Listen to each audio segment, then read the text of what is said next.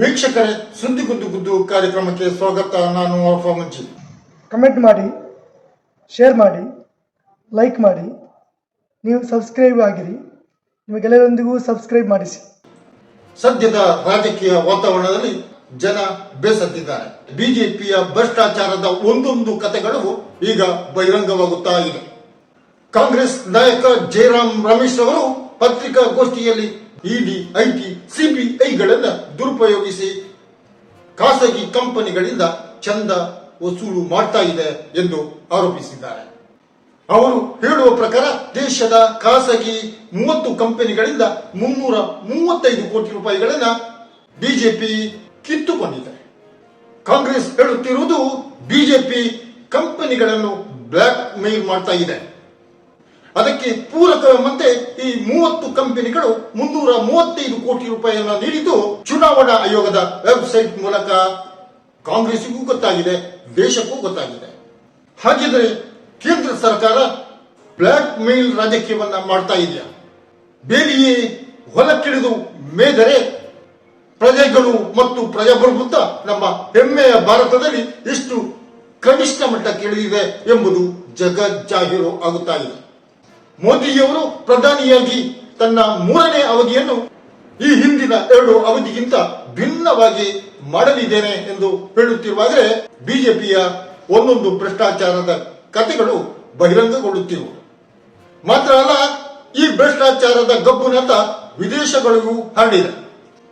ದೇಶದ ಪ್ರಧಾನವಾದಂತಹ ಸಂಸ್ಥೆ supreme court electoral bond ಎಂಬುದು ಅಸಂವಿಧಾನಿಕ ಎಂದ ಮೇಲೆ ಮೋದಿ ಸರ್ಕಾರ ಆಡಳಿತಾತ್ಮಕ ಎಡವಟ್ಟುಗಳನ್ನ ಮಾಡುತ್ತಿದೆ ಎಂದು ಜನರು ಕೂಡ ಮಾತಾಡ್ತಾ ಇದ್ದಾರೆ.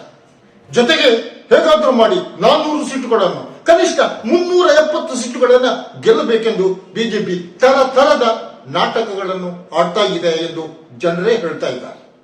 ವಾರಣಾಸಿಯಲ್ಲಿ ರಾಹುಲ್ ಗಾಂಧಿ ತನ್ನ ನ್ಯಾಯ ಯಾತ್ರೆಯ ವೇಳೆ ಯುವಕರು ಮದ್ಯಪಾನಿಗಳಾಗ್ತಾ ಇದ್ದಾರೆ, ಮೊಬೈಲ್ ನಲ್ಲಿ ಸಮಯ ಕಳೆಯುತ್ತಾ ಇದ್ದಾರೆ, ಇವೆಲ್ಲಕ್ಕೂ ನಿರುದ್ಯೋಗ ಕಾರಣ, ಉದ್ಯೋಗ ಕೊಟ್ಟರೆ ಈ ಸಮಸ್ಯೆ ಪರಿಹಾರ ಆಗುತ್ತೆ ಎಂದು ಹೇಳಿದರು. ಅದೇ ವಾರಣಾಸಿಗೆ ಭೇಟಿ ನೀಡಿದ ಪ್ರಧಾನಿಯವರು ರಾಹುಲ್ ಗಾಂಧಿ ಅವರು ಯುವಕರನ್ನೆಲ್ಲ ನಶೆ ಏರಿಸುವವರು ಎಂದು ಹೇಳುತ್ತಾರೆ ಎಂದು ಪ್ರಚಾರ ಮಾಡ್ತಾ ಇದ್ದಾರೆ. ಬಿಜೆಪಿ ಈ ಆವೇಶದಲ್ಲಿ ಎಂತ ತಪ್ಪುಗಳನ್ನು ಮಾಡ್ತಾ ಇದೆ ಅಂದ್ರೆ, ಜಮ್ಮು ಕಾಶ್ಮೀರದ ಮಾಜಿ ರಾಜ್ಯಪಾಲ ಸತ್ಯಪಾಲ್ ಮಲಿಕ್ ಅವರ ಮನೆಗೆ ಸಿಬಿಐ ಇತ್ತೀಚೆಗೆ ದಾಳಿ ಮಾಡಿದ್ದನ್ನು ಕೂಡ ಜನರು ಗುರುತಿಸಿದ್ದಾರೆ. ನಿಜ, ಸತ್ಯಪಾಲ್ ಮಲಿಕ್ ಅವರು ಪ್ರಧಾನಿಯವರ ದೊಡ್ಡ ಟೀಕಾಕಾರರಲ್ಲೊಬ್ಬರು. ಬಿಜೆಪಿ ಭ್ರಷ್ಟಾಚಾರಿ ಪಕ್ಷ ಎಂದು ಮೊದಲು ಬಹಿರಂಗವಾಗಿ ಹೇಳಿದ ವ್ಯಕ್ತಿಯೂ ಅವರು. ಕೆಲವು ವರ್ಷಗಳಿಂದ ಇದೇ ಸತ್ಯಪಾಲ್ ಮಲಿಕ್ರು ಪುಲ್ವಾಮಾ ಘಟನೆಯನ್ನ ತಡೆಯಬಹುದಾಗಿತ್ತು, ಸೈನಿಕರ ವೀರ ಮೃತ್ಯುವನ್ನು ತಪ್ಪಿಸಬಹುದಾಗಿತ್ತು ಎಂದು ಹೇಳ್ತಾ ಬಂದಿದ್ದಾರೆ. ಈಗ ಸಿಬಿಐ ದಾಳಿ ಮಾಡಿಸುವ ಮೂಲಕ ಕೇಂದ್ರ ಸರ್ಕಾರ ಸತ್ಯಪಾಲ್ ಮಲಿಕ್ ಭ್ರಷ್ಟರು, ನಾವು ಭ್ರಷ್ಟರಲ್ಲ ಸಾಚ ಎಂದು ತೋರಿಸಿಕೊಳ್ಳಲು ಹೋಗಿದೆ. ಆದರೆ ಸಮಯ ಸರಿ. ಸತ್ಯಪಾಲ್ ಮಲಿಕ್ರ ವಿರುದ್ಧ ಈ ದಾಳಿ ಆದುದು ಯಾವಾಗ? ರೈತರು ದಿಲ್ಲಿ ಚಲೋ ಎಂದು ಪಂಜಾಬ್ ಗಡಿಯಲ್ಲಿ 21 ಅಂಶಗಳ ಬೇಡಿಕೆಯನ್ನು ಮುಂದಿಟ್ಟು ಪ್ರತಿಭಟನೆ ನಡೆಸುತ್ತಿರುವ ಸಮಯದಲ್ಲಿ ಸತ್ಯಪಾಲ್ ಮಲಿಕ್ರ ಜಾಟ್ ಸಮುದಾಯ, ರೈತ ಸಮುದಾಯ ರೊಚ್ಚಿಗೇಳದಿರಲು ಸಾಧ್ಯವೇ? ಹಾಗಿದ್ದರೆ ಬಿಜೆಪಿ ಮಾಡಿದ್ದು ಎಡವಟ್ಟಲ್ವಾ? ಅದಕ್ಕೆ ಚುನಾವಣೆಯಲ್ಲಿ ಗೆಲ್ಲಲು ಇದು ಹೇಗೆ ಸಹಕಾರಿಯಾಗುತ್ತೆ? ಸತ್ಯಪಾಲ್ ಮಲಿಕ್ ಅವರು ತಾನೊಬ್ಬ ರೈತರಿಗಾಗಿ ಕೊನೆ ಉಸಿರಿನವರೆಗೂ ಹೋರಾಡುತ್ತೇನೆ ಎಂದು ಹೇಳುತ್ತಾರೆ. ಜಾಟರು, ರೈತರು ಮಧ್ಯಪ್ರದೇಶ, ಛತ್ತೀಸ್ಗಢ, ರಾಜಸ್ಥಾನ, ಉತ್ತರ ಪ್ರದೇಶಗಳಲ್ಲಿ ಪ್ರಬಲ ಸಮುದಾಯ. ಮೋದಿಯ ವಿರುದ್ಧ ಭ್ರಷ್ಟಾಚಾರ ಆರೋಪ ಹೊರಿಸಿದ್ರೆ ಹೀಗೆ ಆರೋಪ ಹೊರಿಸಿದವರೇ ಭ್ರಷ್ಟಾಚಾರಿಗಳಾಗುತ್ತಾರೆ ಎಂದು ಬಿಜೆಪಿಯ ಲೆಕ್ಕವಾಗಿದೆ. ಹಾಗಾಗಿ ತನ್ನ ಸಾಚಾತನವನ್ನು ಪ್ರದರ್ಶಿಸಲು ಬೆನ್ನು ಮುಟ್ಟಿಕೊಳ್ಳುವ ಕೆಲಸಕ್ಕೆ ಬಿಜೆಪಿ ಇಳಿದಿದೆ. ಆದರೆ ಒಂದಂತೂ ಸ್ಪಷ್ಟ, ಈ ಕಾರ್ಯಾಚರಣೆ ರೈತ ಹೋರಾಟವನ್ನು ಇನ್ನಷ್ಟು ತೀವ್ರಗೊಳಿಸುತ್ತದೆ. ಬಿಜೆಪಿಗೆ 2024ರ ಚುನಾವಣೆಯಲ್ಲಿ ಹೇಗಾದ್ರೂ ಮಾಡಿ ಗೆಲ್ಲಲೇಬೇಕು. ಅದಕ್ಕಾಗಿ ಏನೆಲ್ಲ ಕಸರತ್ತನ್ನು ಅದು ಮಾಡುತ್ತಲೂ ಇದೆ.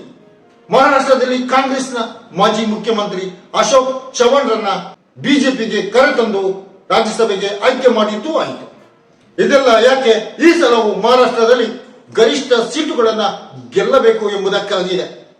ಬಿಹಾರದಲ್ಲಿ ಲೋಕಸಭಾ ಚುನಾವಣೆಯಲ್ಲಿ ಈ ಹಿಂದಿನಂತೆ ಕ್ಲೀನ್ ಸ್ವೀಪ್ ಮಾಡಬೇಕೆಂದು ನಿತೀಶ್ ರನ್ನು ಇಂಡಿಯಾ ಕೂಟದಿಂದ ಎಳೆದು ಎನ್ಡಿಎ ಕೂಟಕ್ಕೆ ಸೇರಿಸಿದ್ದು ಆಯಿತು. ಉತ್ತರ ಪ್ರದೇಶದಲ್ಲಿ ಅಖಿಲೇಶ್ ಜೊತೆ ಇದ್ದ ಜಯಂತ್ ಚೌಧರಿ ಅವರನ್ನ ಬಿಡಿಸಿಕೊಂಡು ಎನ್ಡಿಎ ಕೂಟಕ್ಕೆ ಸೇರಿಸಿದ್ದು ಆಯಿತು. ಮಹಾರಾಷ್ಟ್ರದಲ್ಲಿ ಎನ್ಸಿಪಿಯನ್ನು ಹೋಳು ಮಾಡಿಸಿದ್ದು, ಶಿವಸೇನೆಯನ್ನು ವಿಭಜಿಸಿದ್ದು ಇದೆಲ್ಲವೂ ಆಯಿತು. ಇವೆಲ್ಲ ಯಾಕೆ 2024ರ ಲೋಕಸಭಾ ಚುನಾವಣೆಯಲ್ಲಿ ಗೆಲ್ಲಬೇಕು ಎಂಬುದಕ್ಕಾಗಿದೆ.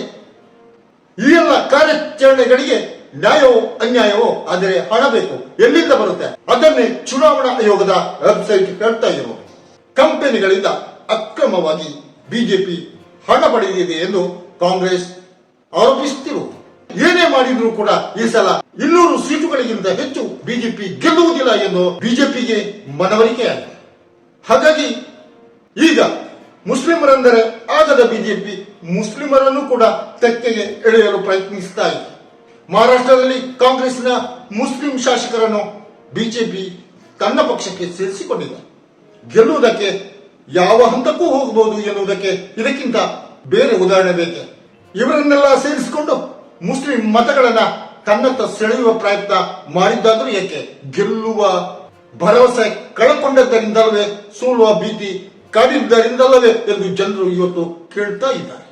ಬಿಜೆಪಿಯ ದುರದೃಷ್ಟಕ್ಕೆ ಇವತ್ತು ಮತ್ತೆ ಇಂಡಿಯಾ ಕೂಟ ಬಲಗೊಳ್ಳುತ್ತಿದೆ, ಪ್ರಬಲವಾಗುತ್ತಾ ಇದೆ.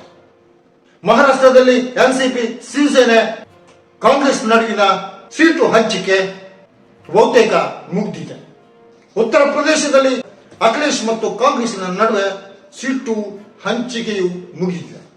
ಹರಿಯಾಣದಲ್ಲಿ ಆಮ್ ಆದ್ಮಿ ಪಾರ್ಟಿಯೊಂದಿಗೆ, ದಿಲ್ಲಿಯಲ್ಲಿ ಆಮ್ ಆದ್ಮಿ ಪಾರ್ಟಿಯೊಂದಿಗೆ, ಚಂಡೀಗಢದಲ್ಲಿ ಆಮ್ ಆದ್ಮಿ ಪಾರ್ಟಿಯೊಂದಿಗೆ, ಗುಜರಾತ್ನಲ್ಲಿ ಆಮ್ ಆದ್ಮಿ ಪಾರ್ಟಿಯೊಂದಿಗೆ ಕಾಂಗ್ರೆಸ್ನ ಸೀಟು ಹಂಚಿಕೆ ಕೂಡ ಮುಗಿದಿದೆ. ಮಮತಾ ಬ್ಯಾನರ್ಜಿ ಅಪಸ್ವರ ಎತ್ತುತ್ತಿದ್ದವರು ಈಗ ಮತ್ತೆ ಇಂಡಿಯಾ ಕೂಟದೊಂದಿಗೆ ಚರ್ಚೆಗೆ ಬರ್ತಾ ಇದ್ದಾರೆ. ಮತ್ತೆ ಇಂಡಿಯಾ ಕೂಟ ಬಲಗೊಳ್ಳುವುದು ಎಂದ್ರೆ ಬಿಜೆಪಿ ಸೋಲುವುದು ಎಂದರ್ಥ. ನಿತೀಶ್ ರನ್ನ ಕರೆತರುವಾಗ ಅವರಿಗೆ ಕೊಟ್ಟಿದ್ದ ರಾಜ್ಯದ ವಿಧಾನಸಭಾ ವಿಸರ್ಜನೆ ಮಾಡಿ ಲೋಕಸಭಾ ಚುನಾವಣೆ ನಡೆಸುವ ಮಾತು, ಅದನ್ನು ಬಿಜೆಪಿ ಉಲ್ಲಂಘಿಸ್ತಾ ಇದೆ ಎನ್ನುವ ಕಾರಣಕ್ಕೆ ನಿತೀಶ್ ಮತ್ತೆ ಇಂಡಿಯಾ ಕೂಟಕ್ಕೆ ಬರ್ತಾರೆ ಎನ್ನುವ ಸುದ್ದಿಯೂ ಹರಡಿದೆ. ಎಲ್ಲ ಬೆಳವಣಿಗೆಗಳು ಬಿಜೆಪಿಯನ್ನು ಗೆಲ್ಲಿಸುವುದಕ್ಕಿರುವುದಲ್ಲ, ಸೋಲಿಸುವುದಕ್ಕಿರುವುದು ಎನ್ನುವುದು ಜನರಿಗೂ ಗೊತ್ತಾಗಿದೆ.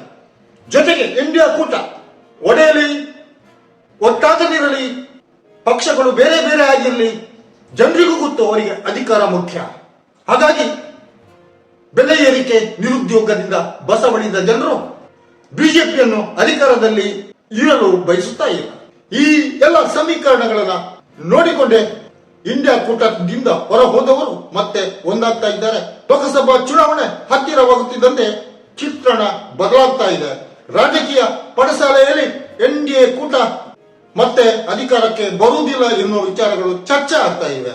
ಜನರು ಕೇಳ್ತಾ ಇದ್ದಾರೆ, ಚುನಾವಣೆಯನ್ನ ಈವೆಂಟ್ ಮಾಡುತ್ತಿರುವ ಈ ಪಕ್ಷಗಳಿಗೆ ಹಣ ಎಲ್ಲಿಂದ ಬಂದಿದೆ?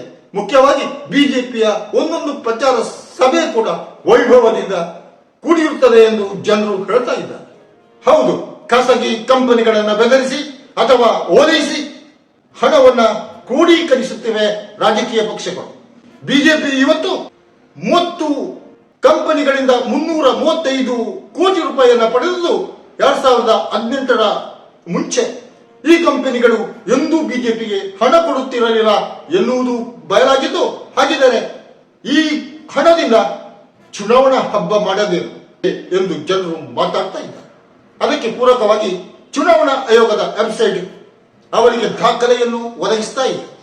ಅಂದರೆ ಸುಪ್ರೀಂ ಕೋರ್ಟ್ ರಾಜಕೀಯ ಪಕ್ಷಗಳಿಗೆ ಗುಪ್ತ ದೇಣಿಗೆ ನೀಡುವ ಎಲೆಕ್ಟ್ರಲ್ ಬಾಂಡ್ ಅಸಂವಿಧಾನಿಕ ಎಂದ ಮೇಲೆ ಚುನಾವಣಾ ಆಯೋಗದ ವೆಬ್ಸೈಟ್ ನಲ್ಲಿ ಯಾವ್ಯಾವ ಕಂಪನಿಯಿಂದ ಯಾವ್ಯಾವ ಪಕ್ಷಗಳು ಹಣ ಕಿತ್ತುಕೊಂಡಿವೆ ಎಂಬುದು ಸ್ಪಷ್ಟವಾಗಿದೆ.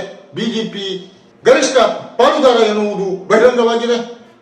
ಕಾಂಗ್ರೆಸ್ನ ಜಿ.ರಾಮ್ ರಮೇಶ್ ಅವರು 30 ಕಂಪನಿಗಳಿಂದ 335 ಕೋಟಿ ರೂಪಾಯಿ ಬಿಜೆಪಿ ಹಪ್ತ ವಸೂಲು ಮಾಡಿದೆ ಎಂದು ಹೇಳಿದ್ದಾರೆ. ಆದರೆ ಜನರ ಕಷ್ಟ ಇವರ ಕಿವಿಗೆ ಕೇಳಿಸುವುದಿಲ್ಲ. ಬೆಲೆ ಏರಿಕೆ, ಅಡಿಗೆ ಅನಿಲದ ಬೆಲೆ ಏರಿಕೆ, ನಿರುದ್ಯೋಗ ಇವ್ಯಾವುದು ಇವರಿಗೆ ಮುಖ್ಯವೂ ಆಗಿಲ್ಲ ಎನ್ನುವುದಕ್ಕೆ ಮೋದಿ ಸರ್ಕಾರದ 10 ವರ್ಷದ ಆಡಳಿತ ನೀತಿ ಸ್ಪಷ್ಟವಾಗಿ ಸಾರ್ತಾ ಇದೆ. ಆದ್ದರಿಂದ ಜನರು ನಿರ್ಧರಿಸಿದ್ದಾರೆ. ಯಾರು ಏನೇ ತಿಪ್ಪರಲಾಗಿದ್ರು ಈ ಸಲ ಮೋದಿ ಸರ್ಕಾರ ಬೇಡ ಎಂದು ಅವರು ನಿರ್ಧರಿಸಿದ್ದಾರೆ. ಆದರೆ ಪ್ರಧಾನಿಯವರು 3ನೇ ಅವಧಿಗೆ ತನ್ನ ಆಡಳಿತದ ವಿಧಾನವೇ ಬೇರೆ ಎಂದು ಹೇಳ್ತಾ ಇದ್ದಾರೆ. ವೀಕ್ಷಕರೇ, ಹೇಗೆ ಮತ್ತೆ ಬಿಜೆಪಿ ಅಧಿಕಾರಕ್ಕೆ ಬರಬಹುದಾ ಅಥವಾ ಪ್ರತಿಪಕ್ಷಗಳ ಇಂಡಿಯಾ ಕೂಟ ಅಧಿಕಾರಕ್ಕೆ ಬರಬಹುದಾ? ನಿಮ್ಮ ಅಭಿಪ್ರಾಯ ಏನು? ಕಾಮೆಂಟ್ ಮಾಡಿ. ಸುದ್ದಿಗುಂದು ಕಾರ್ಯಕ್ರಮದಲ್ಲಿ ಇವತ್ತಿನ ಚರ್ಚೆ ಇಷ್ಟೇ. ಇನ್ನೊಂದು ಕಾರ್ಯಕ್ರಮದೊಂದಿಗೆ ಇನ್ನೊಮ್ಮೆ ನಿಮ್ಮ ಮುಂದೆ ನಾನು ರಬ್ಬ ಮಂಚಿ. ಛೀ ಭಾರತ್.